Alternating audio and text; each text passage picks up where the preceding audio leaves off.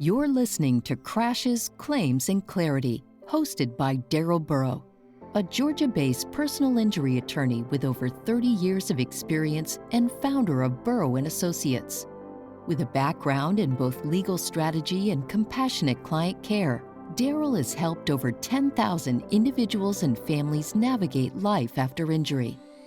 Guided by his Christian faith and a deep sense of justice, he brings expert insight, personal stories, and powerful interviews to every episode. If you're looking for truth, support, and clarity in the aftermath of an accident, this is your place. This is Crashes, Claims, and Clarity. Well, hello, everybody, and welcome to another episode of Crashes, Claims, and Clarity. I am your host, Darrell Burrow. I'm the founding member of Burrow and Associates. We are a law firm here in the state of Georgia. Our home office is located in Gwinnett County, which is a suburb of Atlanta. As you know, here on the show, we interview past clients, we interview doctors and other professionals that are in the personal injury space. We try to bring just a few nuggets, tidbits of information that bring clarity to accidents and other injuries. Today is a really important topic. We're going to be talking about money that people might receive from a settlement when that is paid, or a verdict at trial once that process is over and actually paid. And today on the show, I am excited to have Shavon Roman with us. So glad to have you. Thank you for having me. I am so excited for today's conversation. Good. She is the Chief Money Strategist at Heal Plan Invest, and she helps people do all of those things. She helps people try to make better decisions, heal from past problematic decisions that they might have made, try to bring clarity to their financial situation, and try to just help them make better decisions with a calmer and more level-headed approach. Again, thank you so much for joining us. Before we kind of launch into what people might face during or when they receive a settlement or a recovery, if you could, Shavon, just tell us a little bit about your background. Oh, absolutely. First, Darrell, I am so excited to be here to have a conversation with the attorney and the money person. It is something everyone should tune into and listen to. So I'm excited for today's conversation. Well, my name is Shavon Roman. I am the Chief Financial Strategist at Heal Plan Invest. I have been doing this business professionally for the past 14 years, but I have been doing this work my entire life. So in my professional career, I worked for a Fortune 100 investment company for over a decade, helping people who were rich get richer. And what I understood were there were some principles that they were absolutely moving and working under that all of us could use. The second piece was people who weren't as wealthy. What I noticed was the firm did not specialize in helping them. So it was more than money. We're talking about retirement accounts and 401ks in the stock markets, but we really need to understand, how does your heart feel? Did you grow up in poverty? Did you grow up with money? Were your parents spenders and savers? So my insight was there were all of these money conversations happening without the emotional conversations. And you need both to really move forward to create wealth. So I left after a decade and launched my own firm, really focused on people healing money trauma and then looking at what does the practical strategy look like to really create true wealth. That's fantastic, and congratulations on your success. And it's actually a great segue. I took a look at your website and I noticed about 4 bullet points when it comes to that healing aspect. And let me read these off one by one. And if you'd kind of talk just a minute about each of these, that would be fantastic. I'm ready. All right, the first bullet point there, and you know these, I'm reading them off for our viewers and listeners, of course. Releasing shame and guilt around your financial past. Yes, it's regret, right? It's thinking about the things, the decisions that I made with the information that I had at that time, right? The past is the past. We can't change it. But how do we really get you to a place to say, hey, you know what? Maybe I didn't make the best financial decisions. The regret is heavy, right? I just wish I would have known certain things. That is the piece that we start at. How do you feel about where you are financially? And then the other piece you got to consider is you got to forgive yourself, because Hmm. all of these decisions weren't always necessarily made in irresponsibility, right? I wasn't just out here spending money. Perhaps these decisions were made out of survival. So we start there, like these past decisions, forget the regret. Let's start with forgiving ourselves so we can move forward. Okay, great. What about building self trust when it comes to money?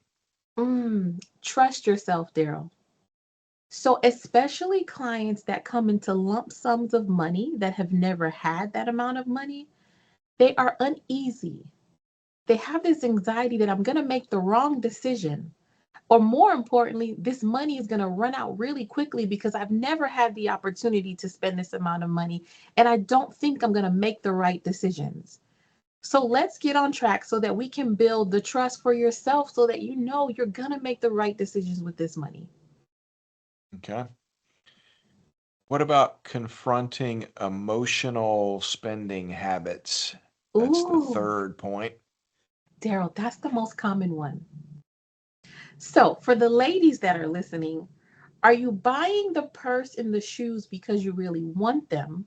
Or are you buying the purse and the shoes because there is some other void that you're trying to fill? And the way that you can identify that is it is temporary. This purchase fills this place that we are longing to be filled, but it doesn't last long, Hmm. right? So that is the piece of like healing. Why are you really making these purchases? Do you really need these things? Or is there something else that we need to uncover? Mhm. And certainly point out that men are make those mistakes too. I know you mentioned ladies and Yeah, purses and shoes, yeah. I don't know what but men buy, but maybe the things that men buy, but men make those mistakes too, right? well, if you've got another 30 minutes, we'll start listing them off. Golf clubs, Right. you know, softball bats. We could go on and on. So, Right. So it's true. So think about, you're right. Those purchasing decisions, whether you are a woman or a man, when you finish that transaction, how do you feel temporarily? And does it compare to how you feel the next week? yeah, okay. Yeah. Hmm. Good stuff. Good stuff. Hmm. The final one is healing your inner child and shifting money mindsets. Oh, Daryl. I don't know about you, but I didn't grow up with a bunch of money. I didn't grow up in a wealthy family. I grew up in stability, but not wealth. And I would say that most people that I encounter are somewhere between things were really, really tight and things were stable, right? So when you think about what happened as you were growing up as a child and how it influences your purchasing and your money management decisions now, it is pretty big. So, Daryl, as an example, if you grew up and things were really tight, you may have this place where I look at your budget and your bank accounts. I'm thinking, why are you spending so much on food? Why is your grocery bill $1,500 a month for two people? Right? Why are you spending all of this money eating out? And I've had clients say, you know what? I didn't have a lot of food growing up. So it is Hmm. the thing that I purchased. So when we're thinking about money, I also want to understand, what is the 13-year-old you feeling and thinking about when you have money in your hand and you have to make these decisions? How do we heal that so that we can move forward as an adult? Yeah, yeah. That makes a whole lot of sense. Mhm. That's kind of all you were exposed by when you were small, and what you grew up with. It's what you know. It's what you know and what you feel, Daryl. So if you had this insecurity of food, imagine when you get a lump sum of money, whether it's a tax return, a settlement, you may be the person that goes and fills your refrigerator and your deep freezer up. and you have two people in your house, right? There are purchasing decisions that are usually tied to some behavioral piece that we usually can connect to when you were a child. Yeah. Mhm. Great lead into my first question about people coming into a large, or at least for them, a larger amount of money. Mhm. What are some of the first things that they should be doing? So I've gotten this question before, Daryl, and sometimes people have put these time constraints like, what would you do the first day, the first 72 hours, the first week? Nothing. Absolutely nothing. For 7 days, you're going to do nothing. You're going to deposit that check. First, let it clear, Yeah, right? right. Don't do these advances. And like, I've seen just the craziest things happen. If you hadn't had it this long, waiting 7 days is not going to make a difference. Do nothing the first 7 days. Nothing. That's my answer. Okay. Mhm, Great answer. But mhm, what about pressures from mm, other sources and mainly family? Because your mhm, family has been through this journey of recovery with you, mhm, and through the claim process or the litigation process, and mhm, there they are when the funds come in. mhm. So day 8, you focus on stabilizing, Daryl. Day 8, you're paying the past due power bills, the insurance that lapsed, the cable, the internet, your phone bill that's get. Day 8 is when you sit down and think about what are the necessities that I have that need to be paid. Number 1. Then we go into talking about who do you have to repay, right? Are we thinking about family members that may have advanced you money, that may have given you money? That's when you get into the what do I really owe people? But day 8 is focusing on stabilization.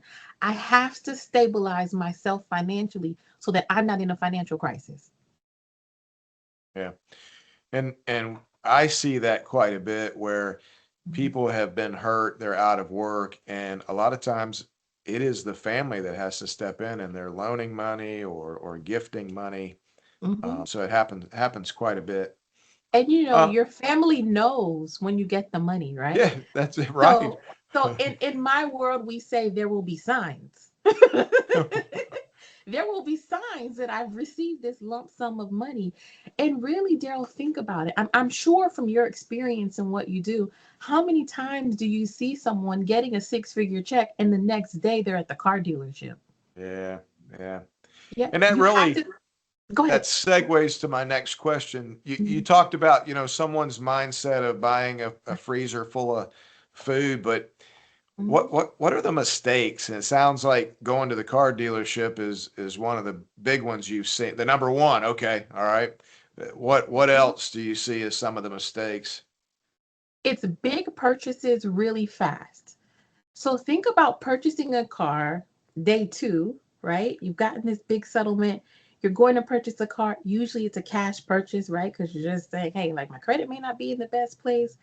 But think about making this huge purchase for a depreciating asset, which simply means you're buying something that is declining or decreasing in value. You've already, day 2, set yourself up for failure.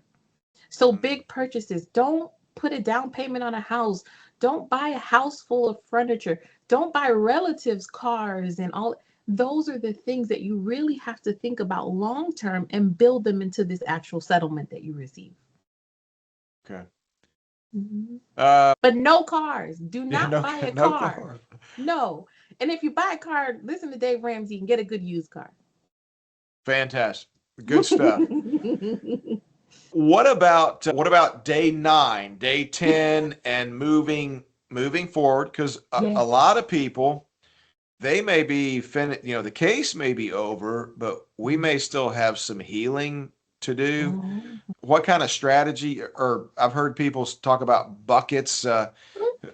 What do you use, or what do you like best, and would advise for folks as they move through that or navigate those waters?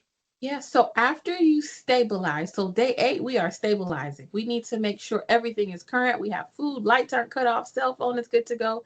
And then we're really thinking about what does this look like in the next 90 days?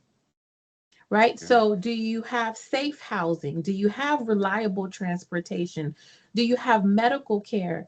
Darrell, do you have emotional support? Right? Do you have the emotional support that you need for this settlement? So we're thinking about day 8, we've stabilized. Now it really is, I want to make sure that the next 90 days are okay. So in a bucket strategy, that looks like number 1 is income. So the first bucket Okay. is I need to make sure that for the next 90 days, I have money being deposited into my checking account every single month so that I can take care of myself and my family. Okay? The second bucket is access because stuff is going to happen, Darrell. Right? The washing machine is going to break. You're going to need a new tire. Someone's Right. going to ask you to borrow money. So the second bucket is just access. I need a bucket of money over the next 90 days that when I need a lump sum, I can go there instead of going to this settlement in my savings account or my checking account and drawing it down. And then the third bucket is we think about what does the future look like? That is the future bucket. So you have income, you have access, and then you have future. And that future Okay. bucket is really just going to be the remainder of what you've taken out and carved out for your income and your access. Okay. Mhm. Good stuff. Good And stuff. bucket number 3 is what day 91 we come back and revisit. Okay. Okay. Mhm. And is that a revisit to invest that or make that somehow we're going to make that last long term? Yes. Okay. So when we think about long term, Darrell, most people, and for the audience, if you can agree with this, like, hey, give us a high five, a like, or something on what you're listening to. When you think about investing, most people, that language, Darrell, is foreign to them. Okay. It means I'm giving this money and putting it somewhere in this investing universe, in this stock market, in these funds, but I don't really understand it. So, day 91, if you didn't understand investing in the stock market day 1, you're probably not going to understand it day 91. So when you're thinking about this bucket for the next, right, for after day 91, you're thinking about what does the future look like. So Darrell, you really are thinking about number 1, income again. Because remember, we just planned our income for the 90 days. So day Okay. 91, we are Okay. revisiting what do I need in income for the next year, for the next 2 years, especially if you have some type of catastrophic injury, right? Have you applied for Social Security disability? Or have you explored all the disability options with your employer? I mean, there's so many things to consider. But day 91 really is there. What does this look like long term? To me, it does not include investing at that point. Ah, okay. It is thinking about putting something in an investment account 3 months after you've received it. If you haven't spent it, that's what we hope most people haven't done. Right. It's too soon. We don't Okay. know what medical care looks like. I mean, a therapy session is $150. So if you're in therapy once a week, your insurance may not cover it. You haven't hit your deductible. We're already at $600 a month just to make sure that your mind and your heart is okay. So we can't invest it at that point. We Okay. just need to make sure you've covered your income, you've covered housing, you're thinking about medical expenses, and you are really truly stabilizing yourself for the next few years.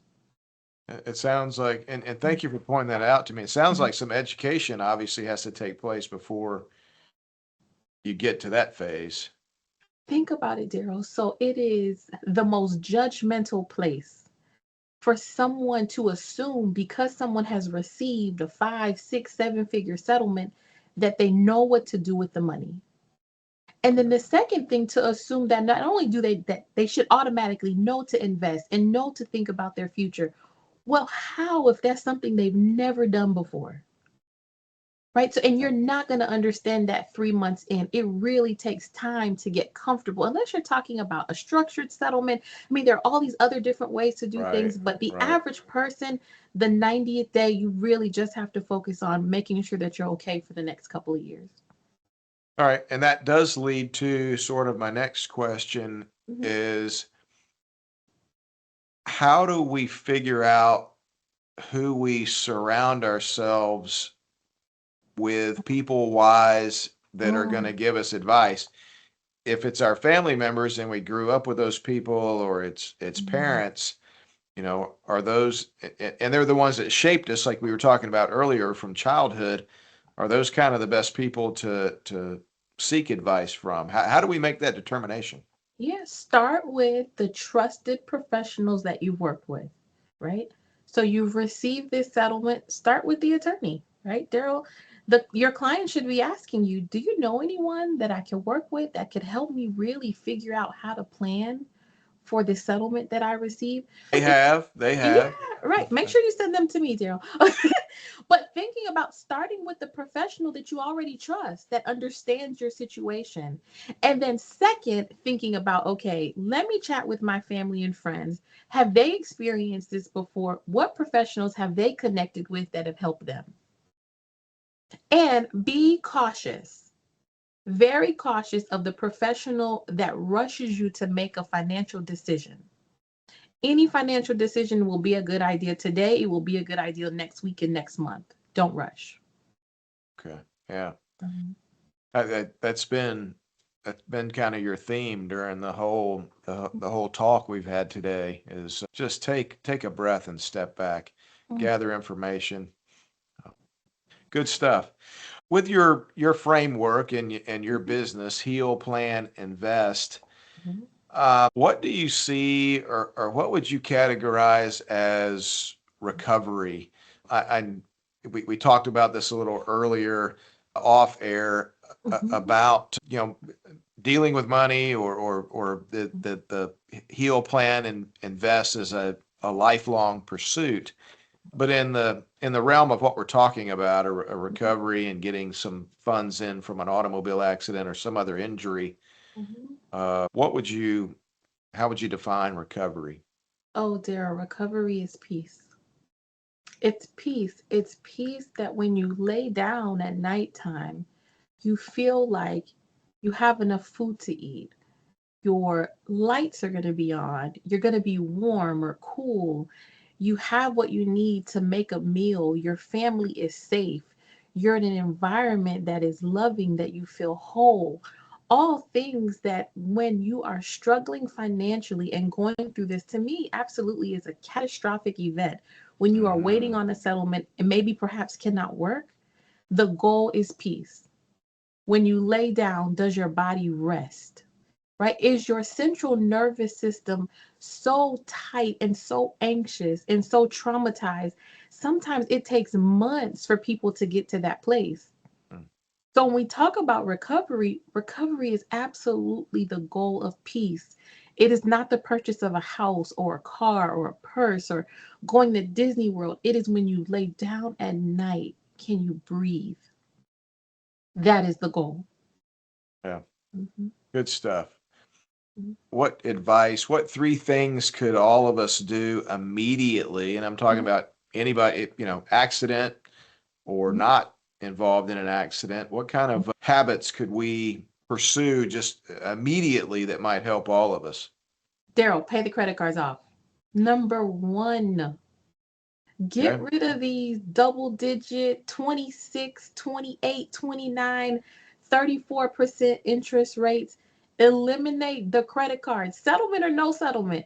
Give these banks their money back. That's why I tell people. I know it's not grammatically correct, but give these people their money back. Let the Right. banks keep that interest rate money, right? Pay off the credit cards for anyone.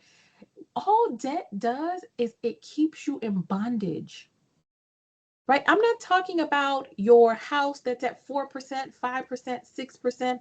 I'm talking about your Macy's credit card that is 34% interest rate for a pair of pants you purchased 3 years ago.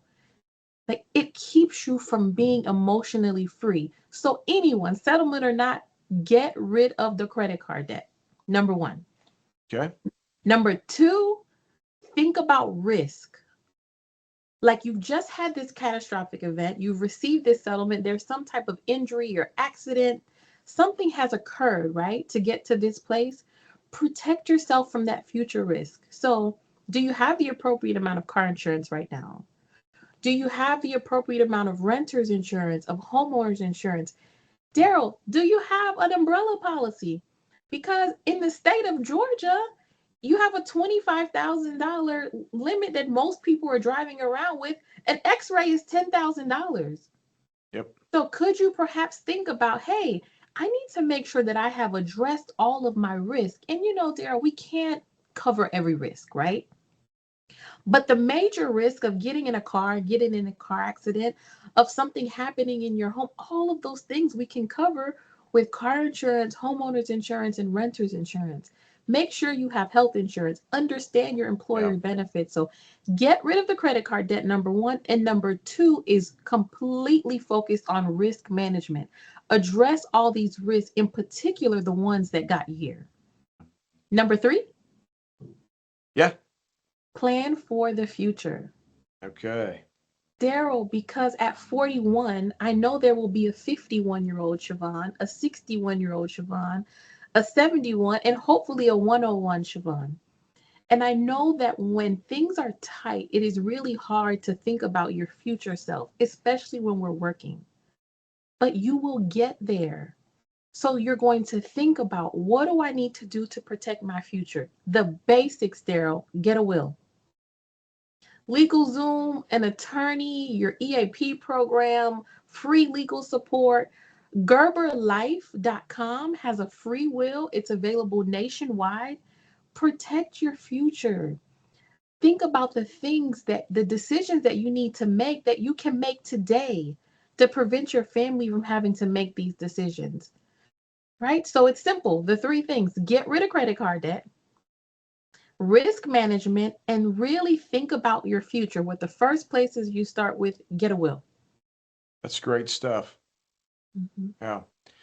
Anything else you could add for us? It's been really fascinating. It's been so helpful. I've taken, take a pause, breathe, don't do anything, don't make any rash decisions, and Mm. we are trying to get to peace. That's where we want to be. Anything else you want to add today? The only other piece I would add, Darrell, and it is a real heavy focus for me, is trust yourself. Trust yourself that you have what you need to have a successful future, that you're not going to make a mistake, that you're not going to spend it all, that you aren't going to end up where you were prior to the settlement. Trust your judgment and get support. And think about it. You've made it this far. You have survived every single day since you were born. This will be no different. Trust yourself that you will make the right decisions and that you will have an amazing life the day after you get this settlement check, just like you did before. Siobhan, where can people find you? Find me at home on the couch watching the first 48. But really, Office, phone numbers, socials. yeah. I can solve a good crime story. Okay. But find me on Instagram, Facebook, TikTok, Pinterest, LinkedIn, all of these places. You can put in my name, but the easier thing to remember is Heal Plan Invest. If you Google Heal Plan Invest, all of those social media pieces will pop up. The website will pop up. We have a team of 17 amazing Wow. people that are Wow. absolutely here, ready to help you really live the life that you absolutely deserve. Yeah, congratulations. That's fantastic growth. Mm, It's just awesome. It's thank awesome. you. It's been a real joy having you on and speaking with you. Yeah, let me add another piece, Darrell. Maybe I can Yes. fit it in. If Okay. you are in an accident, have a workers' comp injury, you slip and fall, I mean, all these things that happen out in the world, don't do it alone. Hire Darrell, hire his team, hire a professional. You don't know what you don't know. So, yes, you may be getting a $25,000 offer from this insurance company. They are not on your side. That's You right. probably should be getting That's right. $250,000. Hire a professional, pay them the 25, 30, 33%, whatever the heck it is these days, 40%, and get what you really deserve. Being cheap and trying to do this on your own with Chat GPT is not going to That's get you where that's you're trying to exactly go. right. And hiring That's the what I want to add. professional, hiring the professional will give you peace that you didn't leave anything on the table. You don't know what you don't know. Hire someone who has experience to get this done. It costs nothing out of your pocket. Okay, yes, you may have to get a little haircut off of the settlement, but then you will know that you got what you That's deserved. right. That's right. That's all I got to say, Darrell. Fantastic. Thanks again for joining me. God bless you. Thank you for having me, Darrell. And you owe me lunch soon. You got it. Be in touch. All right. Have a wonderful day. You too. Bye-bye. I hope it was what you needed. Awesome. It's All been right. awesome. Thank you. Bye. Bye-bye. You've been listening to Crashes, Claims, and Clarity with attorney Darrell Burrow, founder of Burrow & Associates and a trusted advocate for over 30 years. If today's episode helped bring clarity or hope after an accident, be sure to follow, subscribe, and leave a review. To connect with Darrell or learn more, visit legalatlanta.com. Join us next week for another honest, faith-centered conversation about recovery, rights, and moving forward after injury.